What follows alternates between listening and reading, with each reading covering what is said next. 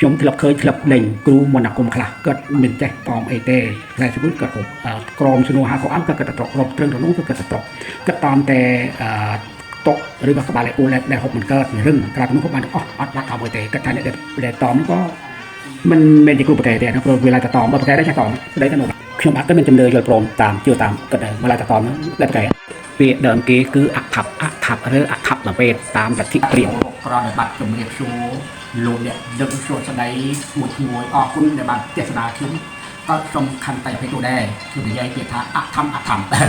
ជាអ្នកភាសាបាលីលេខសច្ចរិតនេះខ្ញុំលើរំលងប៉ុន្តែខ្ញុំនិយាយពីឈ្មោះព្រាហ្មណ៍ម្នាក់ជាអ្នកបដើមបង្កើតលទ្ធិបូជាភ្លើងនិងអធម្មវេទខណ្ឌ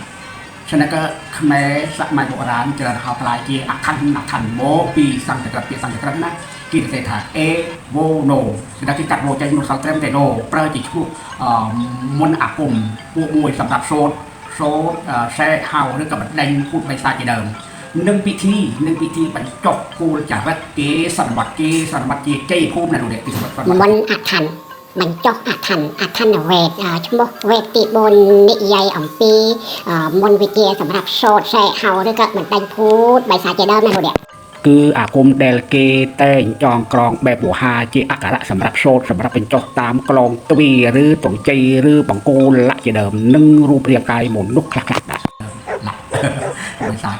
បាទអញ្ចឹងបានការខ្ញុំលោកពីក្មេងសម័យក្រោយកាលពីចិត្ត9ឬក៏ចិត្តមុនឬក៏8គាត់ទេណា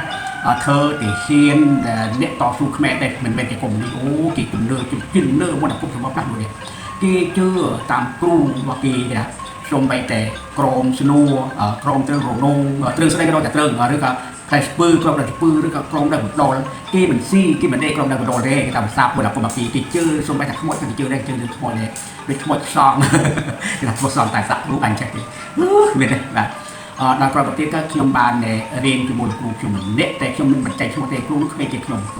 គិតពូកែណាបាទគិតរកប្រាក់បានសម័យពូកែពេញរកប្រាក់បាននិយាយសម័យគិតបានទៅតមស្ដីទេគិតតមតែអ្នកស្អីក៏បានតែជើងតុកហើយនឹងក៏បានតែគូថាស៊ីវាមិនកើតវាអត់កើតក្រៅមនុស្សក៏ស៊ីទៅអស់ព្រមសំនួរព្រមស្ដីមិនចេះតមពូកែគិតថាប្រសិនអ្នកគ្រូណាដែលតមចឹងមិនប្រកែទេព្រោះឡាយតែតមបើគ្រូគិតអត់តមគេថាពុកប្រកែអត់ចេះតមអត់ចេះសាបទៅទាំងអស់បាទមុនអាគុំតែរៀនអូបើចេះស្នេហ៍វិញមូហាស្នេហ៍គិតចោលក្របានគ្រូប្រកែហ្នឹងបាទគិតចោលក្របានគឺធ្វើទៅកើតអានេះខ្ញុំដឹងហើយខ្ញុំដឹងស្នាដៃរបស់គាត់តែគឺខ្ញុំរៀនជាមួយណាបាទគ្រូពុនតែគ្មានខ្ញុំទេ